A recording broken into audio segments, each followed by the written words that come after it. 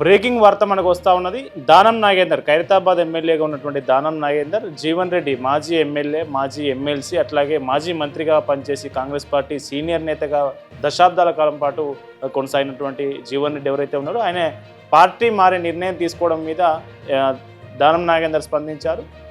Party senior నేతగా కొనసాగినటువంటి జీవన్ రెడ్డి ఎమోషనల్లో ఈ నిర్ణయం తీసుకున్నారు.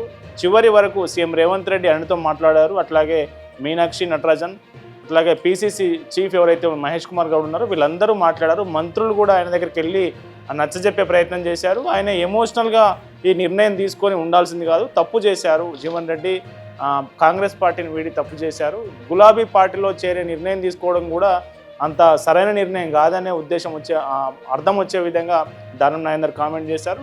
సో ఈ ఏదైతే పార్టీ మార్పుకు సంబంధించి నిన్న కేటీఆర్ జీవన్ రెడ్డి దగ్గరికి వెళ్ళి పార్టీలోకి చేరాలని ఆహ్వానించడం, ఈరోజు జీవన్ రెడ్డి నేరుగా ఎర్రవెల్లి ఫామ్ హౌస్లో కేసీఆర్ని కలిసేందుకు వెళ్ళడం మీద కూడా కామెంట్ చేస్తూ జీవన్ రెడ్డి ఇట్లాంటి నిర్ణయం తీసుకోవడం ఆ పార్టీకి అట్లాగే కాంగ్రెస్ పార్టీకి అన్యాయం జరిగినట్టయింది. అట్లాగే జీవన్ రెడ్డికి వ్యక్తిగతంగా కూడా చూసిన ఆయన దాదాపు ఆయన పోరాటం అంతా బీఆర్ఎస్ పార్టీ మీదనే చేశారు.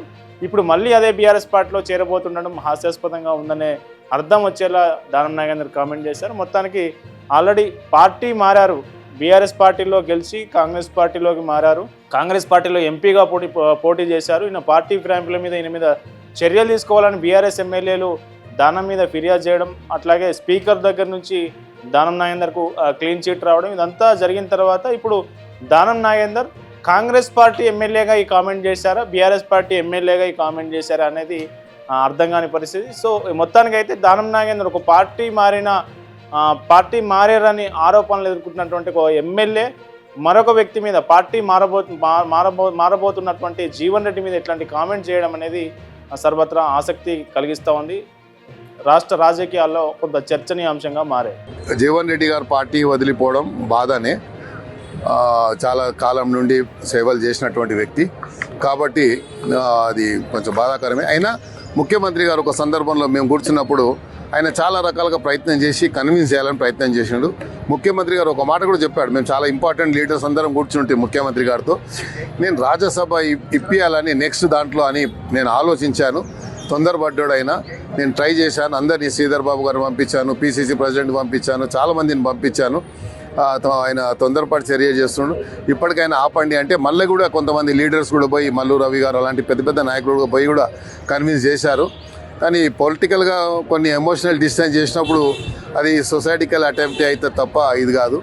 ఏదైనప్పటికీ ఆయన ఎక్కడున్నా బాగుండాలని కోరుకుంటున్నాను. కేసీఆర్ గారు కలవటము మా పాత సాన్నిహిత్యం దాన్ని కొంత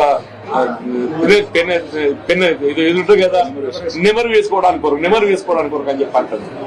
మా పాత సాన్నిహిత్యం అట్లా నెమరు వేసుకోవడానికి కొరకు వారికి కలవాలని కోరుతున్నా. అంతే తప్ప ఏదైతే పార్టీలో చేరడం అనేది నేను ఆల్రెడీ ఎక్స్ప్రెస్ డే పార్టీలో బీఆర్ఎస్ లో చేరుతున్నా అని చెప్పని నేను already express thank you brother.